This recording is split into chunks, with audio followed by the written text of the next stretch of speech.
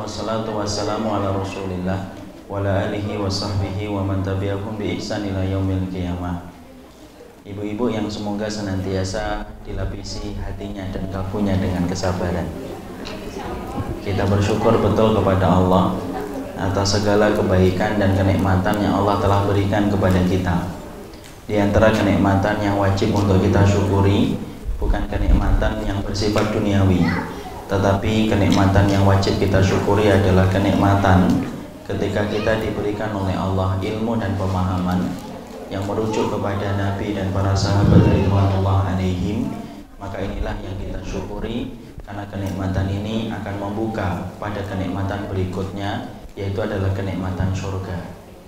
Semoga Allah senantiasa memudahkan kita untuk mendapatkan ilmu, karena sesungguhnya yang melapangkan hati untuk mampu menerima ilmu adalah Allah. Sebagaimana sebaliknya, kondisi hati ketika disempitkan oleh Allah, tidak ada yang mampu menyempitkannya kecuali adalah Allah semata. Dan kita bersyukur bahwasanya Allah telah memberikan kepada kita kelembutan hati sampai menjadikan kita mencintai majelis ilmu, mendatangi majelis ilmu. Dan semoga kita ketika mengkaji ilmu, kita layaknya gelas yang bersih, di mana setiap apa yang kita dapatkan menjadi faedah, sebagaimana gelas yang bersih dan tidak bocor, maka minumannya dapat diteguk oleh orang yang menuangkan air tersebut. Jangan membawa hati kayak gelas yang bocor, karena ketika kita datang ke kajian majelis ilmu, membawa hati layaknya gelas yang bocor, sebanyak apapun kita belajar ilmu, sebanyak apapun kita belajar riwayat, akhirnya tidak ada yang nempel dan tidak ada yang berfaedah dalam kehidupan. Itulah yang kita khawatirkan. Yang kita khawatirkan bukan sedikitnya ilmu dan riwayat, tetapi yang kita khawatirkan dan kita takutkan yaitu adalah banyaknya ilmu tetapi tidak memberikan faedah untuk menambah kedekatan kita kepada Rabb penguasa alam semesta. Inilah yang menjadikan kita bersyukur dan minta kepada Allah kekuatan supaya kita diberikan hati yang sehat, mudah untuk merespon kebenaran. Ibu-ibu yang semoga Allah rahmati dan Allah berkahi, sebelumnya saya memohon maaf dan semoga diberikan permohonan maafnya insya Allah. Kelihatannya insya Allahnya ikhlas ini. Insya Allah. Jadi ternyata tadi dari pintu tol Bekasi baru masuk sekitar 1 kilo sudah macet parah ibu.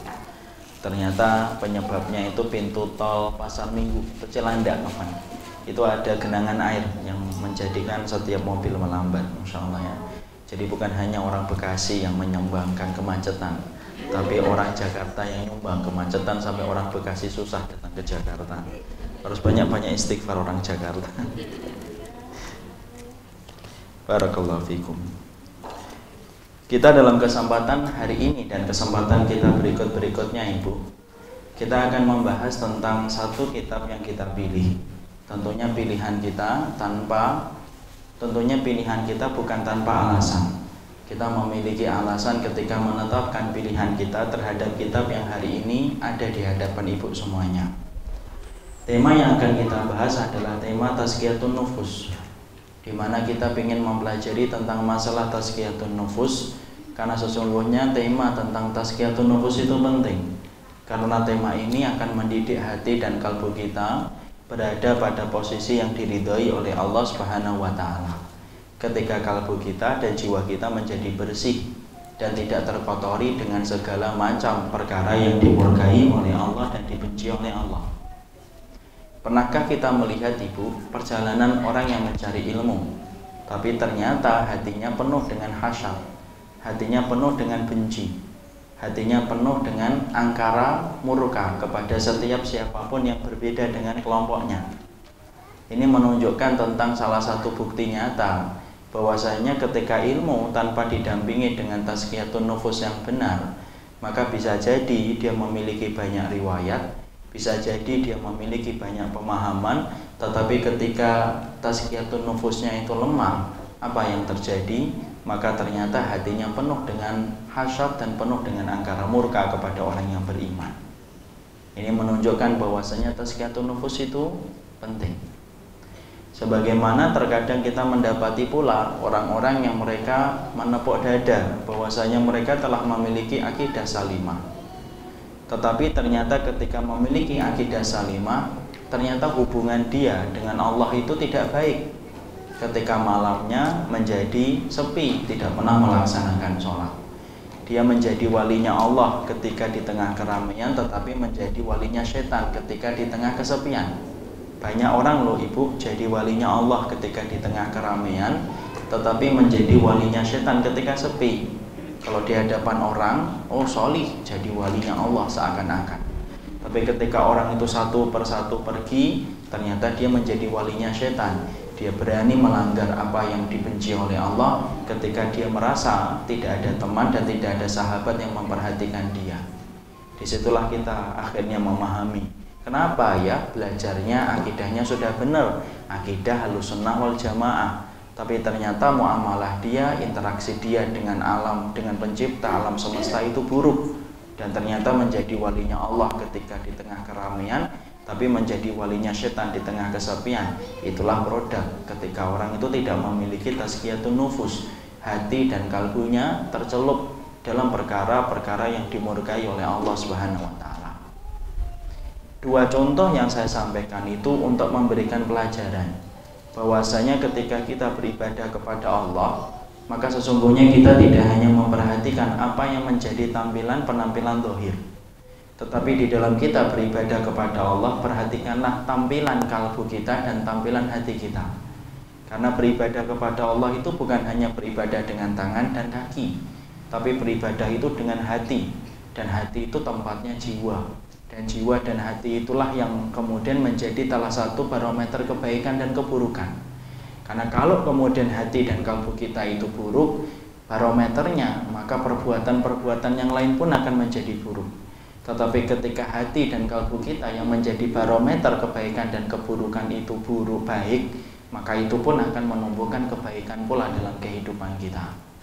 Inilah yang menjadikan kita akhirnya menetapkan pilihan kita, yaitu membahas tentang satu kitab yang disusun oleh Imam Ibn Rajab Al-Hambali, Imam Ibn Qayyim, dan mengambil pula beberapa faedah yang dimiliki oleh Imam Al-Ghazali ketika mereka mencoba memberikan penawar atas kalbu dan hati yang buruk. Dengan kita mempelajari ilmunya, kita ingin menyembuhkan supaya kita mampu memperoleh hati dan kalbu yang bersih. Dan ingat, ternyata kedudukan amalan hati lebih penting daripada kedudukan amalan zahir. Karena berapa banyak orang yang Masya Allah luar biasa di dalam amalan zahirnya, tetapi ternyata minus di dalam amalan-amalan batinnya. Padahal amalan batin, amalan hati itu lebih berharga di sisi Allah daripada amalan yang dilakukan oleh zahir. Makanya saya ambilkan contoh, ada seorang sahabat Nabi kan, yang ternyata diberitahukan oleh Nabi sebagai penduduk surga. Berapa kali? 3 kali. Dia penduduk surga, dia penduduk surga, dia penduduk surga. Nabi sampai mengatakan, ya telah fikum rajulun min ahlil jannah, akan muncul laki-laki penduduk surga. Sampai ada satu sahabat kan yang merasa penasaran apa amalan yang dilakukan sahabat ini. Ketika sampai Nabi berucap bahwasanya dia penduduk surga, kok sampai 3 kali? Maka ada seorang sahabat namanya Abdullah bin Amr bin As ngikutin sahabat tadi bermalam di rumahnya karena dia ingin mencuri, dalam tanda kutip, ilmu.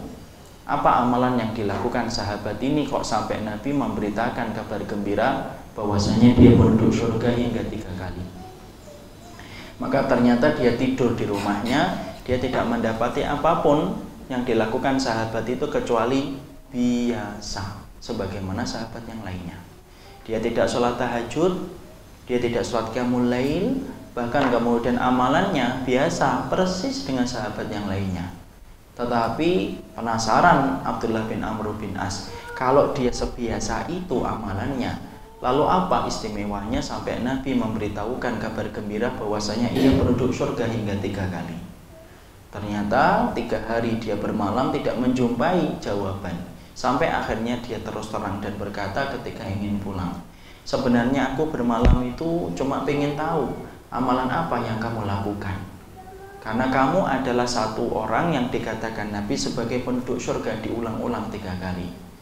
Ternyata sahabat itu berkata, kalau kamu ingin melihat bagaimana diriku di dalam amal, ya begitulah aku ketika beramal. Tidak ada yang istimewa. Maka kemudian Abdullah bin Amr bin As merasa gagal mendapatkan jawaban.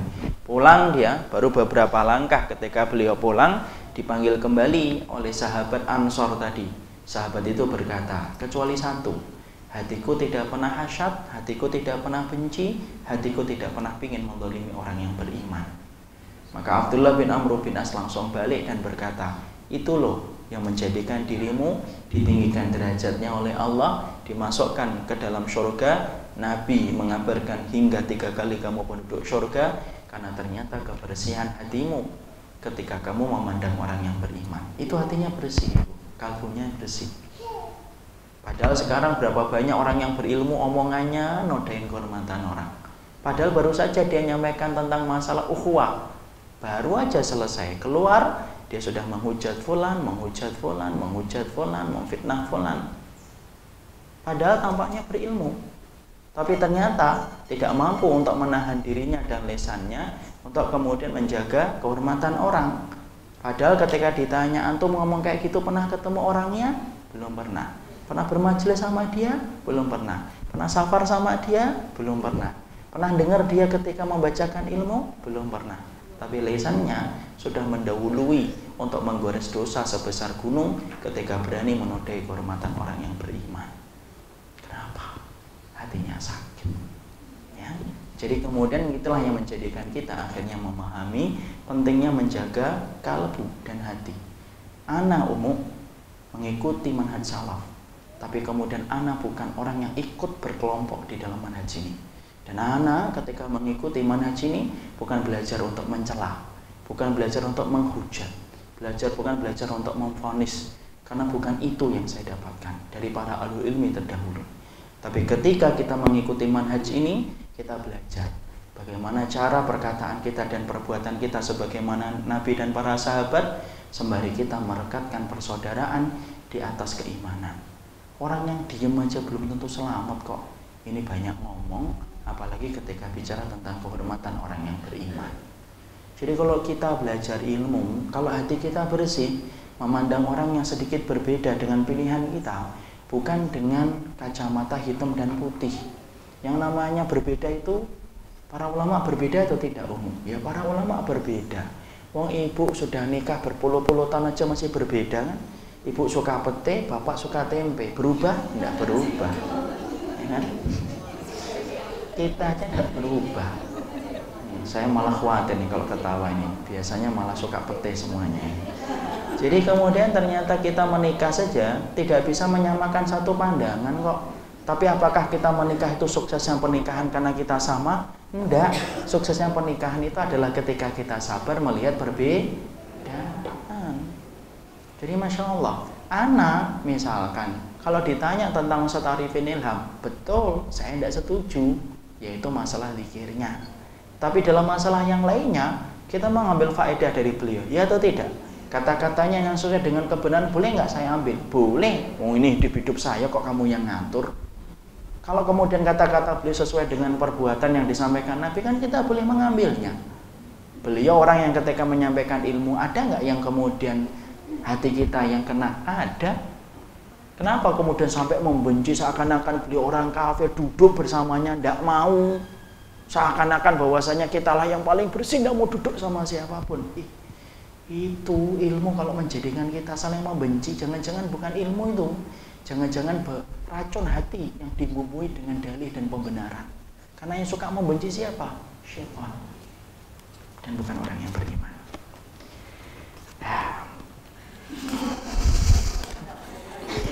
Maka ya saya ngambil napas karena habis kena macet. Jadi kemudian kita akhirnya mengambil kitab ini menjadi rujukan kita, karena kita ingin mencelup hati kita, ingin mencelup kalbu kita di dalam tazkiyatun nufus yang benar. Bukan berarti yang menyampaikan sudah sempurna, bukan. Tapi kita bersama-sama saling membahu bagaimana membersihkan hati dan kalbu kita, karena orang yang beruntung adalah orang yang senantiasa membersihkan hatinya dan jiwanya. supaya dia beribadah kepada Allah bukan hanya tampilan zahir, tetapi beribadah kepada Allah dengan hatinya. Kalau hari ini kita berjalan dengan kaki, tapi akan datang satu kondisi ketika kita berjalan dengan hati. Dan hati yang dimaksudkan adalah hati yang selamat, kata Imam Ibnu Qayyim, hati yang senantiasa membersihkan diri dari pengotornya, membersihkan diri dari keburukannya, dan membersihkan diri dari segala perusaknya. Dan itulah yang menjadi objek dari ilmu tazkiyatun nufus ketika kita beribadah kepada Allah Subhanahu wa taala. Jadi semoga dengan kita mempelajari kitab ini, walaupun tampaknya ini adalah buku yang kecil, tetapi sesungguhnya kitab ini akan memberikan pelajaran kepada kita bahwasanya bukan hanya penampilan sujudmu yang harusnya kamu perhatikan, bukan hanya penampilan rukukmu yang perlu kamu perhatikan, bukan hanya penampilan puasa sunnahmu yang harusnya kamu perhatikan, tapi kamu harus memperhatikan pula bagaimana kehidupan hatimu dan kalbumu kepada Allah, kepada Rasul, dan kepada orang yang beriman dan makhluk ciptaan Allah. Karena secara kita untuk menjaga hati itu kemudian mendapatkan kebahagiaan dalam kehidupan di akhiratnya. Makanya Allah berfirman, yauma la yanfa'u illa man atallah, la yanfa'u malun wala banun illa man atallah biqalbin salim. Akan datang satu hari tidak bermanfaat mal, yaitu adalah harta, wala banun, dan kemudian anak, kecuali orang yang datang kepada Allah dengan hati yang selamat. Dan hati yang selamat adalah proses ikhtiar yang panjang ketika kita membersihkan hati dan jiwa kita dari segala macam perusaknya. Mungkin ada yang bertanya, kenapa amalan hati lebih utama dan lebih prioritas Ustaz daripada amalan zahir? Iya, yang dinamakan hati dari dulu itu mahal, Ibu. Kenapa? Karena tidak ada yang paling berharga dalam hidup kecuali hati. Makanya Ibu kalau melihat ada laki-laki ngejar-ngejar wanita, kemudian wanitanya nolak-nolak, udah, saya enggak mau sama kamu. Tapi akhirnya karena kemudian kegigihan laki-laki itu sampai akhirnya sang wanita tidak bisa lagi untuk mengelak. Kemudian sang perempuan berkata, kamu boleh nikahin saya, tapi kamu tidak akan pernah memenangkan hati saya. Mantap. Maka kemudian kira-kira sang laki-laki mau nggak nikah dengan perempuan itu? Ya nggak mau. Lah terus hatimu buat siapa? Hatiku buat Mas Bambang misalnya. Contoh ya, contoh. Udah usah nyebut mana yang suaminya Bambang, ndak. Oh iya, jadi ibu saya ganti Ibu Bambing berarti. Jadi masya Allah kan, ternyata di situ kita mendapati sang laki-laki mau nggak menikahi perempuan itu, mikir-mikir. Maka dia akan berkata, silahkan kamu nikahin saya, tapi selama-lamanya hatiku terpenjara untuk dia semata. Ya kan dia mau. Mungkin laki-lakinya akan kemudian meninggalkan, maaf ya, sudah, ternyata saya salah menduga, ternyata apa yang saya tunggu tidak sebagaimana yang saya harap. Ditinggalkan perempuan itu. Kenapa? Kan tidak kelihatan hatinya. Betul, tidak kelihatan. Tapi yang namanya hati itu harganya mahal. Makanya yang namanya maling sandal hukumannya 2 bulan 3 bulan. Tapi kalau orang merencanakan makar, ketika dia simpan kejahatannya di dalam hati dan pikiran, hukumannya tidak mungkin 2 tahun, hukumannya 20 tahun.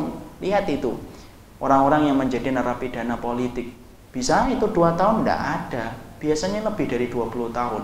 Loh kan dia tidak ngerusak, dia kan yang ngambil sandal. Betul, dia tidak ngambil sandal, tapi di mata pemerintah dia itu mengambil kejahatan dengan hatinya, dan itu mahal harganya. Makanya aktor intelektual hukumannya lebih panjang daripada aktor lapangan. Aktor lapangan itu ecek-ecek, paling-paling sebulan 2 bulan keluar. Tapi kalau aktor intelektual lama. Kenapa? Hati dan pikiran itu harganya mahal. Makanya disitulah kita memahami bahwasanya dalam kehidupan kita, kenapa kita bicara tazkiyatun nufus? Karena sesungguhnya masalah ini adalah masalah yang penting supaya membangun muamalah kita kepada Allah. Setelah kita mencari ilmu, kita berusaha mengkondisikan hati supaya kita tidak sombong, kita tidak riya, tidak merasa besar dengan ilmu yang kita pelajari, tidak sombong dengan kelompoknya kita dan golongan kita, tidak kemudian menyombongkan apa yang kita peroleh, dan itu didapatkan dari proses merangkai usaha ketika menjaga hati. Nah, saya teringat beberapa hari yang lalu ada bapak-bapak telepon, nangis Ibu, walaupun saya tidak mendengar secara langsung dan melihat secara langsung. Kenapa Pak? Beliau ini ketua takmir masjid di salah satu tempat. Ya, beliau kemudian bercerita, kenapa Bapak nangis? Sesungguhnya saya nangis. Kenapa Bapak sedih? Beliau cerita, karena dia mengkondisikan jamaah itu sulit. Ternyata dalam masjid yang kemudian dia di dalamnya itu mengatur, ternyata kemudian apa? Ternyata ada 2 kajian. Dan ternyata kajian yang pertama itu tidak mau untuk kumpul dengan kajian yang kedua. Lalu ditanya alasannya, kenapa sih, kan sama-sama Ustadz ya? Enggak, maaf ya, ilmu kami tidak serendah itu ketika belajar. Masya Allah. Saya sampai ulang kembali, betul itu kata-kata itu keluar? Betul Ustadz. Yakin? Iya. Sampai beliau bingung bagaimana harus mendudukkan di antara 2 tempat taklim yang ada di masjid yang beliau atur. Itulah produk-produk ketika kemudian kita lalai, ketika kemudian kita tidak berusaha memposisikan hati kita dalam proses hati yang benar, maka sesungguhnya hal-hal semacam itu akan sering terjadi dalam kehidupan kita. Inilah yang menjadikan kita memilih tema tazkiyatun nufus dalam setiap bulannya, supaya menciptakan kearifan hati, kebersihan kalbu, supaya mampu mendukung ibadah zahir yang kita kerjakan ketika kita menghabiskan sisa waktu kita beribadah kepada Allah Subhanahu wa taala.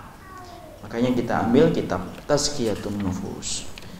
Setelah kita mengerti alasan kita memilih kitab ini, mari kita buka. Sudah mau adzan? Ya. Sudah pada datang bapak-bapaknya. Kita lanjutkan habis asar, ya. Atau kita tutup dengan kemudian kita lanjutkan habis asar, insya Allah saya longgar sampai isya juga tidak apa-apa. Semoga Allah memberikan kebaikan dan memberikan kebersihan. Semoga Allah memberikan keberkahan atas apa yang kita pelajari. Kita lanjutkan habis melaksanakan sholat asar sampai jam 4:30. Barakallahu fikum, ini yang dapat kita sampaikan. Subhanakallahumma wa bihamdika asyhadu an la ilaha illa anta astaghfiruka wa atubu ilaika. Assalamualaikum warahmatullahi wabarakatuh.